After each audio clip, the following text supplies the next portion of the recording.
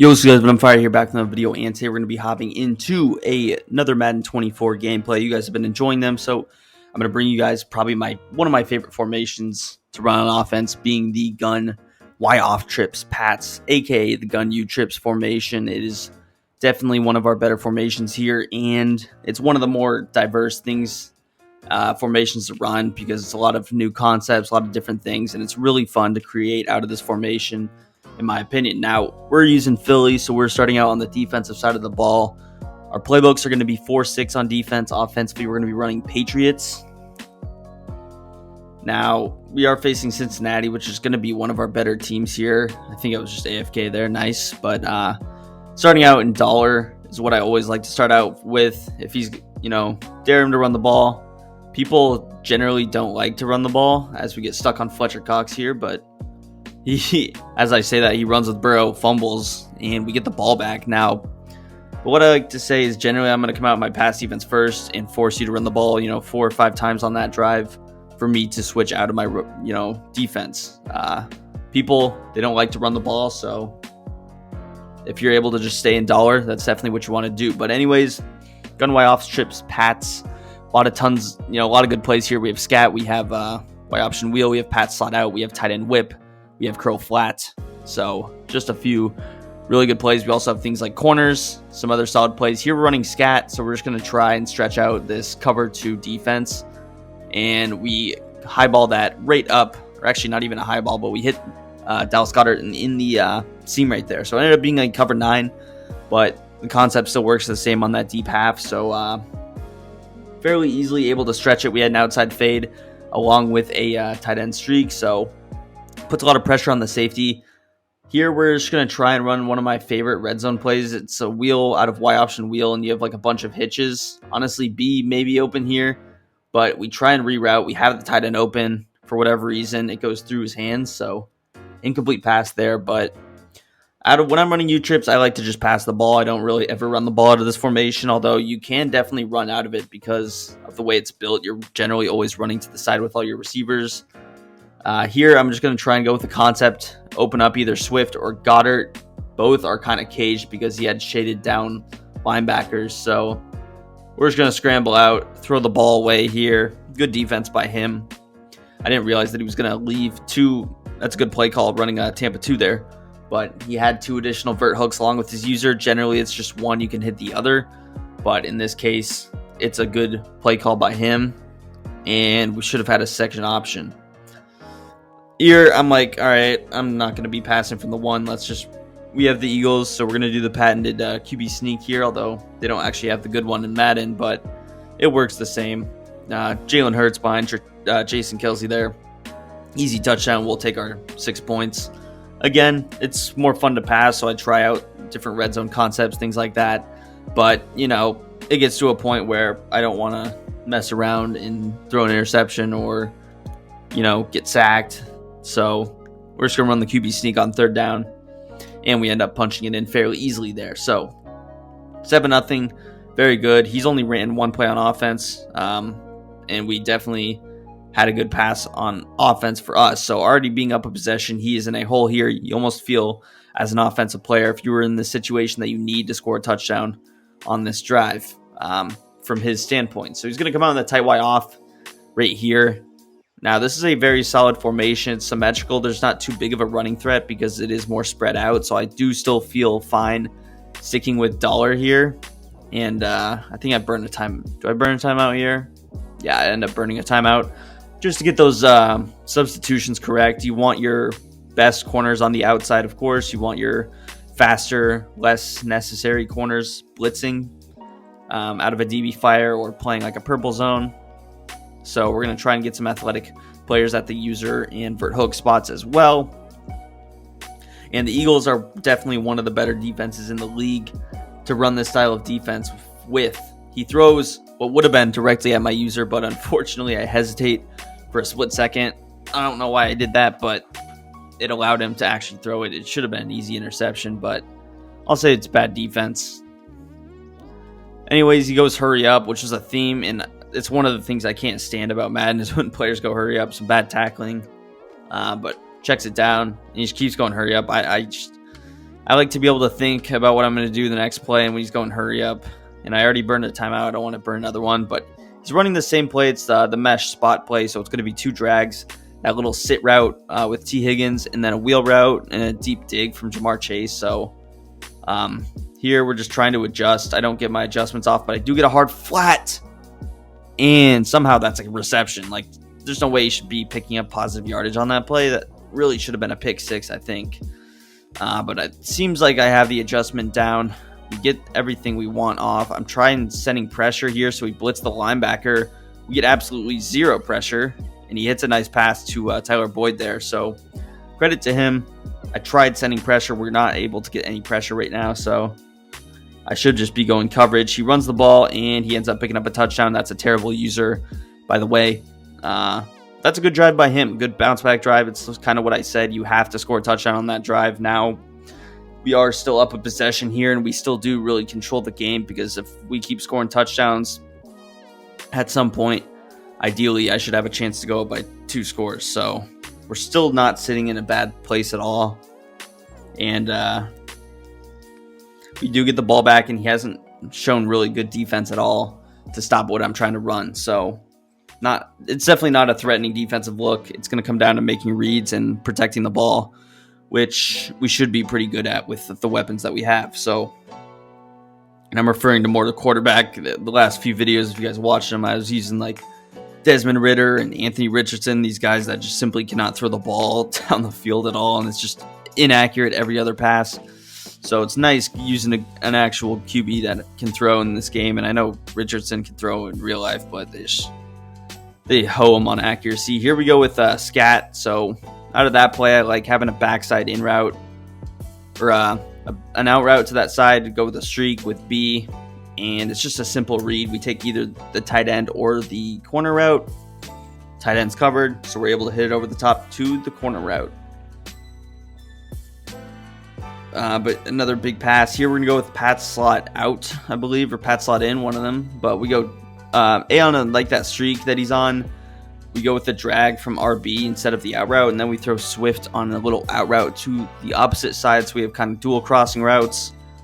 Generally, it makes sense just to check it down to them if you can, because then you're not really showing your hand that you have that backside post with A.J. Brown.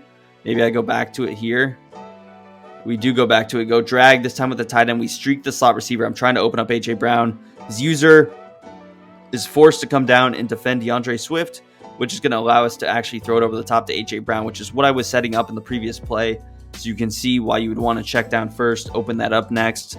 We're actually able to rat catch it and pick up around an extra, 15 yards right there with A.J. Brown. So one of the abilities that A.J. has is going to be the outside apprentice, so we can use these C routes that are absolutely amazing out of this formation. Spacing-wise, they get really open. So we're going with corners here. We have a drag, a wheel, a tight end post, and boom, A.J. is wide open on that C route. Really just the zones play it very oddly. They don't read him well because of the spacing with the slot wide receiver. They can get bumped by the slot receiver, especially if he's on a streak. So having that in your arsenal is key. We get a really good pocket from our offensive line, and that is just simply too easy of a read. We had plenty of space. We didn't necessarily need to highball it, but it definitely doesn't hurt to utilize that mechanic in the red zone when you have a receiver that's 6'4", I think. What is he, 6'3", 6'4"? Maybe he's shorter. I don't know. I think he's around that height, though. Nonetheless, very good drive by us again. Now, one thing I'm not too afraid of, but if it was a normal game, is generally what the best thing for him to do would be to take this quarter and try and put it in the end zone. And best case scenario, go to the half tide. Give me 30 seconds, something like that. But because he's been going no huddle in those concepts, we have a 5-minute quarter. I feel pretty fine about this situation, knowing that I should at least touch the ball back one more time. And, we'll see. He's probably going to go back to tight Y off here, but you never know. Some people like to switch it up, so we land that hit stick. Would have liked to have seen that be a fumble, but it is what it is. So we're going to go back to dollar here. Realistically, it makes sense to probably be running man coverage, but I like to run zone just because it actually makes me use my brain. you see we moved flats to 0, so you're not going to throw a drag. And right there, he goes with what really should have been a good counter. He had the corner out. We get stuck on Fletcher Cox. We actually make a pretty dang athletic play, taking away the middle of the field and then landing the tackle. So when you're stuck on the D lineman, you cannot complain about that. He goes back to this play with a wheel route. He has him open, but I'm able to run over there. It's a bad throw, and we're able to make that play with the user. That's why it's so crucial to keep chasing, even if you're that far behind. But he definitely caught us slipping. And really on those first 2 plays, I'm expecting him to go back to the drag route play. He goes to this play again, so we're just going to send the dogs. I believe we sent both corners, and I might have sent a linebacker as well. And we get the pressure. So 4th and 5. Here, I'm going to man up a lot of these people. It's a new formation. We man up Jamar Chase, but since we sent so much pressure, he's able to hit that slot where we have nobody there. That's a good pass by him. He kind of quick snapped me out of this wide trips. Especially when it's a new formation, I was still kind of thinking about what I wanted to do. Get stuck on Fletcher Cox yet again, but the pressure is coming through, especially out of this wide trips, a lot better than it was out of the Y off tight. So he's taking us through a tour of the playbook here. He's going to go to the tight slot halfback weak. We go with a cover 3 cloud look while still setting pressure. His right guard ends up picking it up. He checks it down. Some bad tackling from the team again. Should have been really a 6-yard gain, but turns into a 15. User is just a little bit slow right now. Tight slots is a formation where I feel a little bit weird about running cover 2, so we go to a man coverage look. He checks it down again to the tight end. We do land a hit stick, though, because the running back was in a flat route. So, again, we go to a cover 2 look here. Pretty aggressive style, but I'm able to completely lurk him from the middle of the field with my user and bait out that corner route, and he actually ends up turning off his Xbox. So we're going to hop into another game here. Going up against the Cowboys, nice little divisional matchup. That should be one of the more fun matchups in the NFL this season, Eagles-Cowboys. And yeah, can we just do more of the same? Here we had a nice little juke move with Boston Scott. Thought I could maybe take that to the crib. Wasn't the case, but we are starting out on offense, so you'll see the audibles again. I like tight end whip. I think Pat slot out, curl flat, and then let's see, what do we have? Yeah, Pat slot out. So you could also throw scat instead of power. I like to have power there if I want to run the ball. It's not always the case though.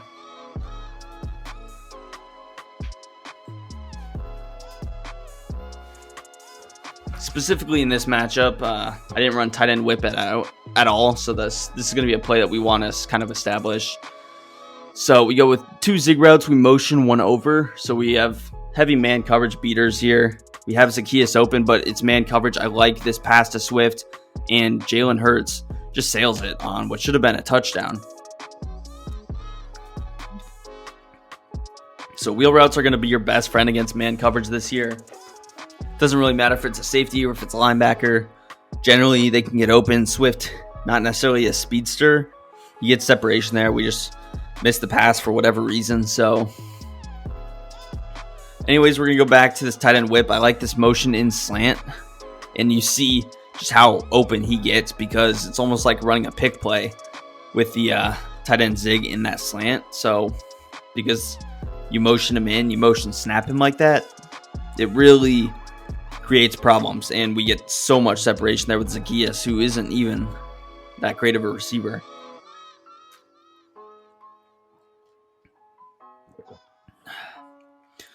Anyways, sitting here at the 23-yard line, could do a few things.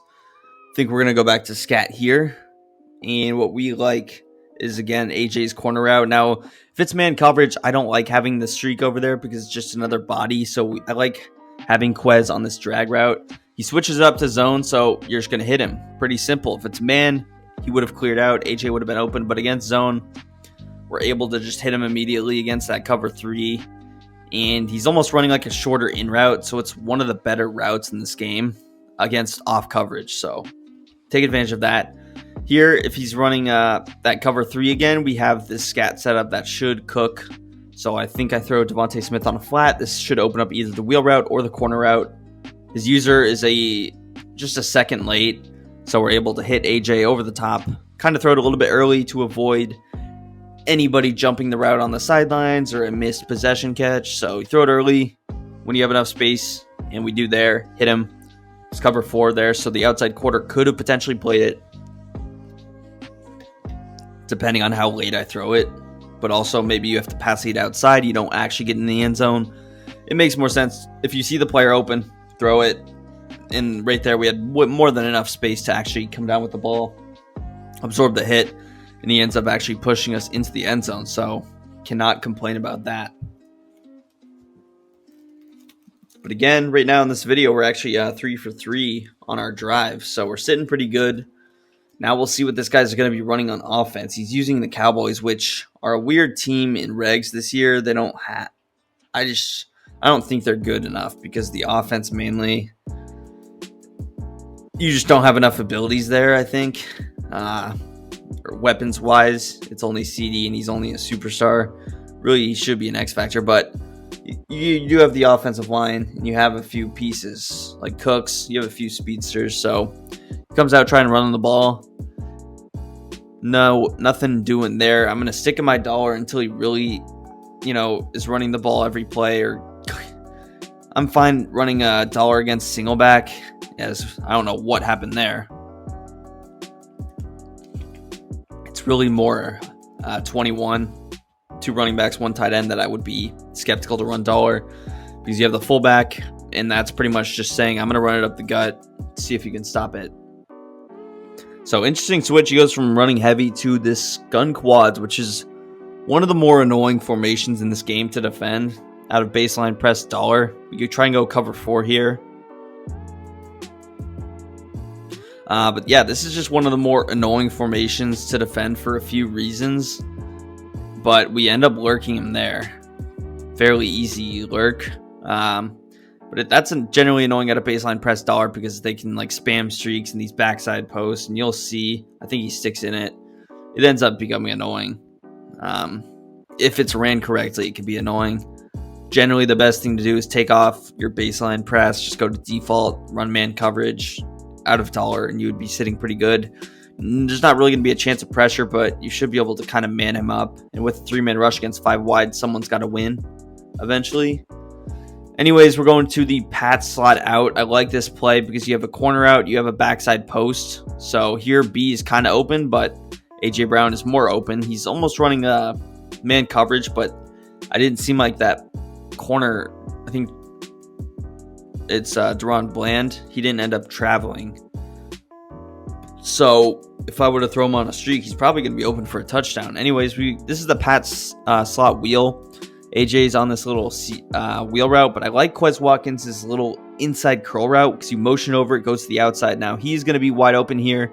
I for some reason didn't throw the ball, and we end up taking a sack. Now the pocket presence wasn't too bad, so it doesn't end up killing us, but definitely a misread there. I think I was kind of staring down AJ, and I, for whatever reason, didn't look at the one route that I was actually trying to set up. Also, an adjustment I should be doing, hopefully soon, is moving Lane Johnson over to the left side to deal with Micah Parsons, because he is definitely a problem in this game. Now, this play is the Y option wheel. It's a play I like to kind of set up with just like a drag, an in route, post route, just going back to the basics of Madden. Here, I make probably a terrible read, and that is kind of why this setup should be used with the outside receiver and not the slot receiver on the in route. Because if I throw the outside receiver, I think Devontae Smith in this case, there's a lot more space for me to kind of do what I want or actually throw it to him. So this is corners. I like the idea of hitting Devontae Smith here. He has a lot of space to work with. So we go ahead, we throw Swift on a little wheel route. We have, again, that backside drag with B that I like. Obviously, we're trying to look for these deeper routes. If it's man coverage, we want AJ, we want Devontae. Mainly, we have a streak here in the middle. And boom, perfect spacing. Even though I throw it probably a second late to Devontae Smith, he comes up the catch. Now, that's why I like the wheel route. It does a really good job of taking up those zones, kind of keeping them in the middle of the field. That I don't know if a streak with the running back does. Here, we're going back to this wheel route play, I think.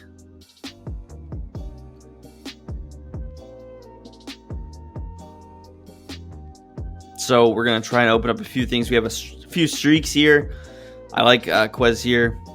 Maybe we have... I try and hit him. We actually got shedded. I think he would have been open. It's tough. The curls don't do great against man coverage. Things like hitches and curls in the red zone, they don't do the most for you. Last video, I think I threw a pick on one. But they just kind of sit there. Like, if they get jammed at the line of scrimmage, kind of the way it's happening right now, there's not really a whole lot to do. So, I guess I was thinking this video. But that's exactly what happens. You have a hitch. It's our best wide receiver. You expect him to get a little bit of separation or frame off the receiver, and we throw the pick. So I guess I kind of just spoiled what was going to happen, but there we go. Now, what's interesting here is he's at the 1 yard line, so we have pressure. Again, this is where I need to switch out of the baseline press because it catches my user slipping. We would have had the pressure, but our user is way too slow to keep up with Tony Pollard.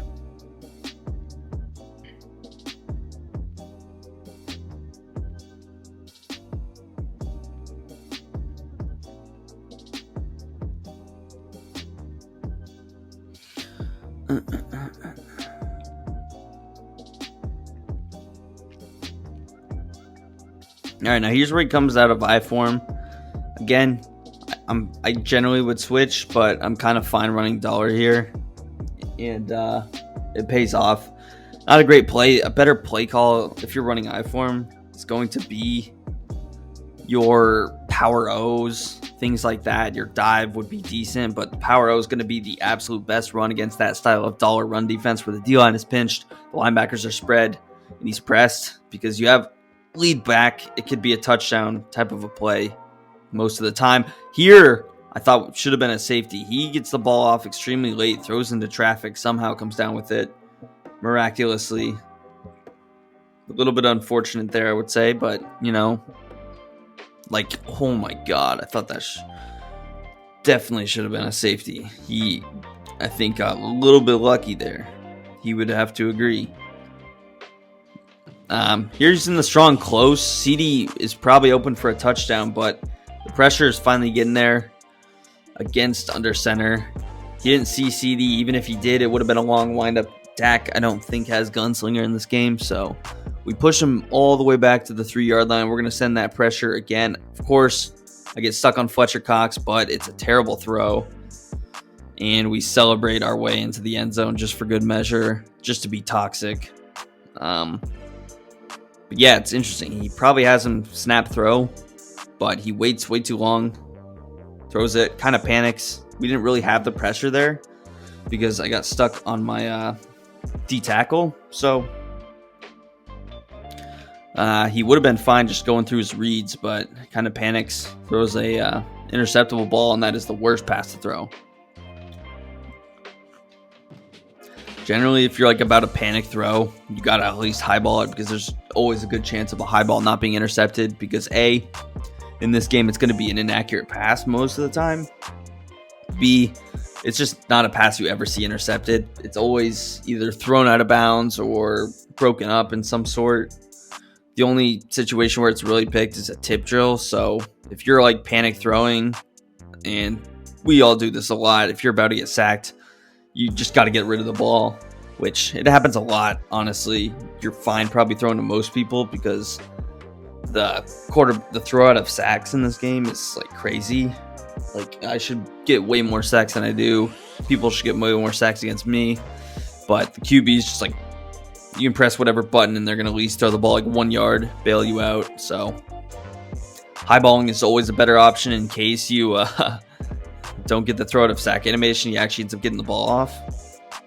But anyways, back to the game. He's running 5 wide here, which is kind of a handful to defend. He calls up the perfect play against my coverage, which was a deep corner route with the tight end. Definitely not something I was expecting, and he ends up dotting. So really the move is to run just pressure. Trying to outzone a 5 wide is difficult because you're going to give him a lot of time to pass. Against 5 wide, you almost have to have the pressure, the threat of a pressure defense. So we try and do that here. I'm leaving the middle of the field really wide open, trying to get this slot corner Avonte Maddox off the left open. And he gets through, but he gets the pass off. Throws a hospital pass to Brandon Cooks, who eats a hit stick from Blankenship. But we did get the pressure there out of cover 4. Should be something I should go back to. I think I switched it up, though. But yeah, 5 wide, honestly, these players that you can tell probably aren't great at the game, it's super annoying playing them in 5 wide because it's just like, dude, come on. And right here, I try and throw like my outside corner in a soft squat. I somehow end up throwing him in a vert hook, but he ends up throwing a pick. Blankenship jumps it, and we get the ball back again. So he's done some good things on offense. But this is what you have to do when you're playing defense in this game. You have to just hang around there. Don't give up the big play. And eventually, you're going to force him to make a mistake. Because a lot of the times, if it's going to be a 15-play drive, there's a chance he's going to have a bad play once. Here we try and go with the max protect look, drag, post. Simple concept.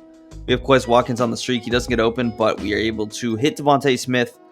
Now, be aware of what I did on that throw. I click onto the receiver after I throw it immediately, and I immediately undercut it from where it's going to go. If I don't do that, it's potentially either a hit stick or it's going to be an interception. But it's important that you click on, you manually move your stick down while keeping him on track, of course. And that is going to be key to not either A, throw a hospital pass, or B, throw an interception. So this is a play I like a lot. 2 corner outs, the backside post still. With Swift, you can throw him on an out route to either side in this case. But A.J. Brown's going to kind of be open. B is also going to be open with A.J.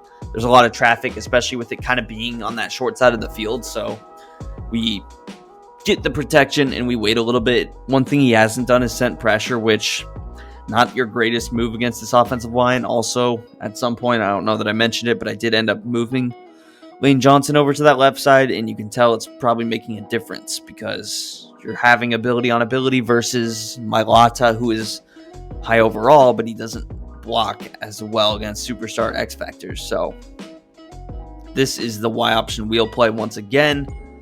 We're using that C route. It's such an important ability. Now, if you don't have it, it's fine, but it is something that you generally want because the ability to go corner out, backside post just makes it difficult to defend because he's going to have to throw a few zones over there on the right because he's going to have to defend the corner out and the out route or whatever threat you have going to that opposite side.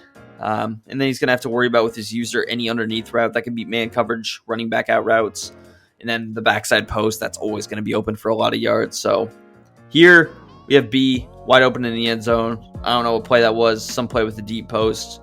And A.J. Brown on a deep post in the red zone ends up throwing running a deep in route, and it's the best.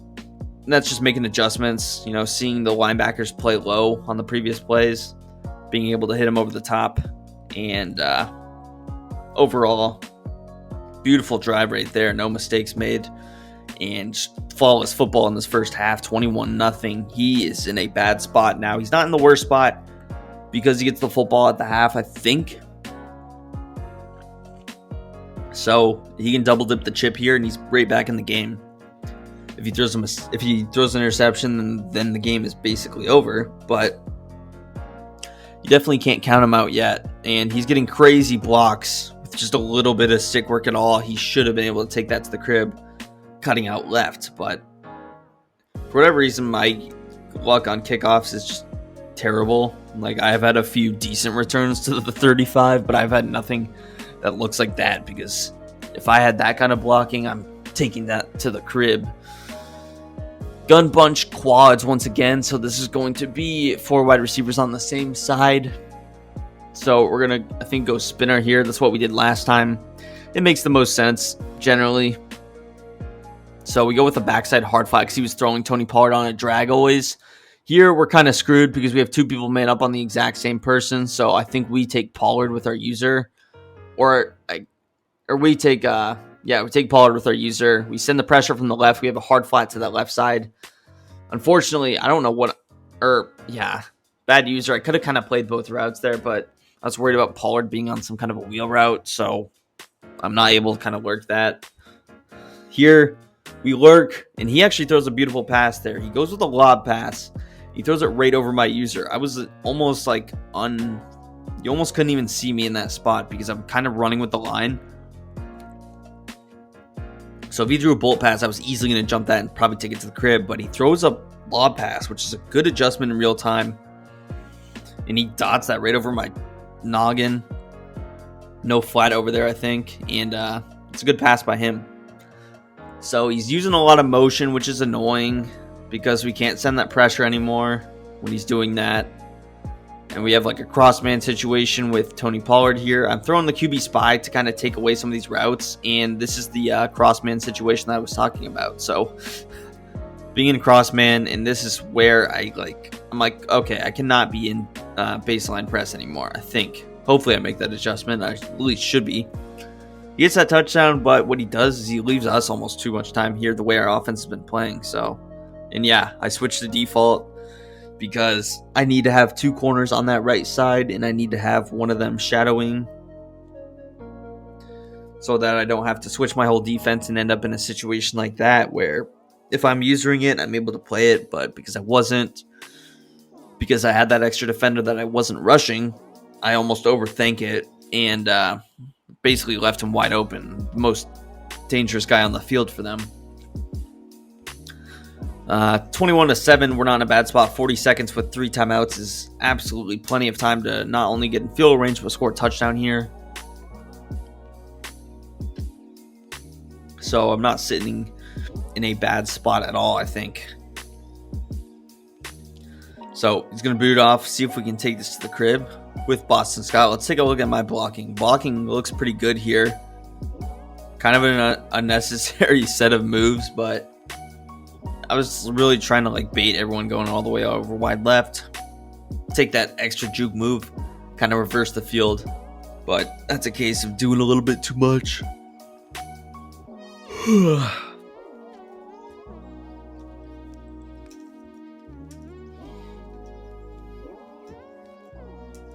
Alrighty, so you see I've been going to this tight end deep out play a lot. I like having that outside fade as an option to throw it up to. So we go back to this play. If it's man coverage, you have a few options, but right here he's using the D-line, so we're able to hit Devontae Smith. I do a really good job there of undercutting it once again. You probably noticed a little bit better there with more space.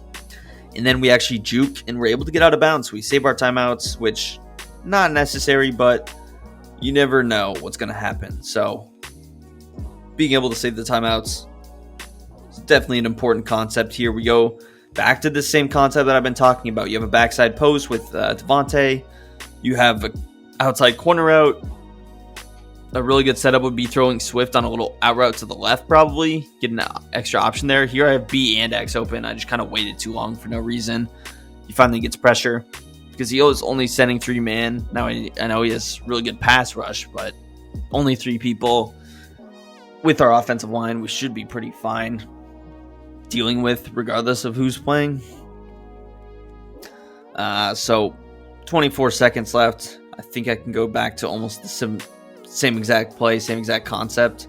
And that's basically exactly what I do, knowing that they were both wide open, knowing that he probably didn't make an adjustment.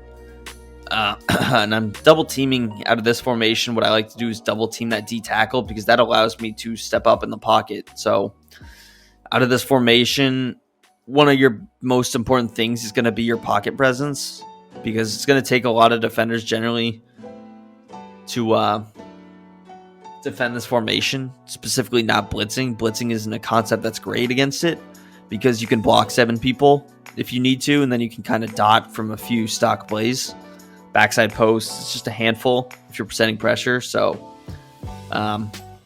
one of the better concepts is to step up in the pocket, and I generally like, especially against 3-man fronts, to double team that D tackle, step up right down the middle. Don't make my life any more difficult than it has to be. So here we're trying to run halfback sluggo. I'm expecting like some kind of a cover 0. This is just way too cute of a play call here, to say the least. But, you know, this is kind of the point in the game where you feel you're in field range. You can kind of lap some stuff up. So we just throw a C route, and I think I have Y here. We fire it over the top, and he literally drops the ball. That was a high ball, so I can't be too angry, but that was such a dot, and that animation stinks, 1, and 2, the way Swift just dropped the ball there. Like, I just simply need to be rewarded for a pass of that caliber. That's kind of my thoughts on that. But, you know, you move on, you learn from it, and I think I'm trying to go to more like heavy man beaters. So we have a post, we have a zig, slant. This is out of the sluggo play. This is kind of the stock route. Swift potentially can get open here. Now, he was wide open, but it's easier to hit Devontae Smith over here. And we end up burning our last and final timeout with 4 seconds left. So 4 seconds left, we could take the field goal, or we could go for the glory, kind of end this game almost, I feel. And that's exactly what we're going to try and do here. So definitely risky. If I'm playing for money, I'm taking the field goal every time. But unluckily for us, we're not playing for money, so we're playing for fun. So what do I do here? Again, I'm trying to open up this wheel route concept with Swift. I'm expecting man coverage, so I actually throw him on an option. And he doesn't break to the outside, which is stupid because he would have been so wide open. I end up having nothing open. Micah Parsons sheds us, and boom, we're sacked, and that's the end of half. So kind of screwed ourselves there. For what and I'm still confused by this. Maybe it was a vert hook, but I was expecting DeAndre Swift to run an option route to the right, which he was, but on the option, if it is man coverage, he runs an out route always. Seemed like man coverage the way that guy was playing him. It ended up being a vert hook, I guess, from the play art. So it's just unfortunate because I was kind of waiting on him, kind of staring him down almost as one of my first reads. So I didn't really look at any of the other guys, although AJ might have been open. That was about it. Not a great play design. I need to have AJ on a post route there, but we're still not in a terrible spot. He scored 1 touchdown, and he hasn't done much. So you force him into a mistake, and this game is, again, pretty much over. He comes out in a 3 tight end set, though, which is interesting. I love playing this formation in dollar because you can just stack the box, man up that one wide receiver, and it's really easy to user. He hits Pollard here, make a good open field tackle utilizing the cut stick mechanic. But really, the clock is going to be his worst nightmare here. If I'm able to get him to take a quarter, it's going to end the game regardless if he scores a touchdown. Because I can easily just drive in field goal range, take it down to the 2-minute warning, kick a field goal, or just score a touchdown and win the game.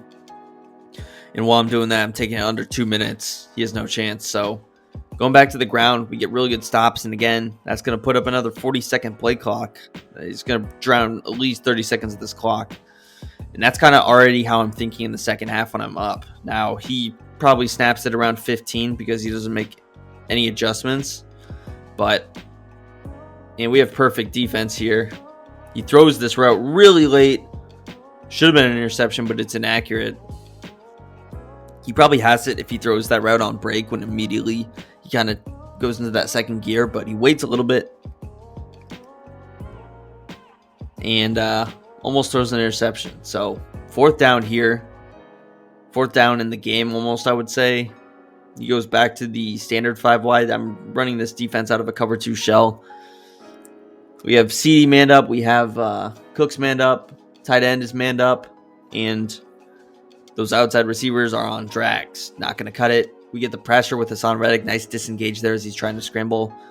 We didn't have QB contains, which is weird, but we get a really good shed there. He just kind of breaks it off. You have to double team. You have to slide right there if you really want him to seal that edge. But nothing was going to be open anyway. And we go back on offense. So this pretty much prevents or makes our mistake look a lot worse or a lot less bad. Now here, again, I'm noticing that corner's not traveling when I use motion if it's a man coverage. So AJ on a streak here just ends up being wide open, although he drops it. I wasn't expecting Gilmore to actually kind of switch. I figured it was almost a man coverage look, but they they kind of swapped assignments, it seemed like. I was expecting that safety to be cross man. Once I saw him not cross man, it seemed like Gilmore was playing a flat zone. I figured I could kind of throw that over the top, but maybe I threw it late, or maybe I just threw it prematurely before reading the defense. Here we're trying to hit Swift again. He's bagged, but we go with 2 post routes. Boom. Tight end whip play. Both of them open. Not great spacing at all. If he had a good user, he could have really taken away in both, but thankfully for us, he doesn't, and we hit him with that, and we go with the fake field goal, which is just toxic. We playmaker the tight end up, we fire it, and that is a dot, just a steamy dot with backup QB there. So 29-7 just to make it good measure. I'm sick of him returning, so we go sky kick here, and this game is pretty clearly almost over. Maybe if he gets a kick return touchdown, but that is great kickoff coverage defense, finally. So, here we are.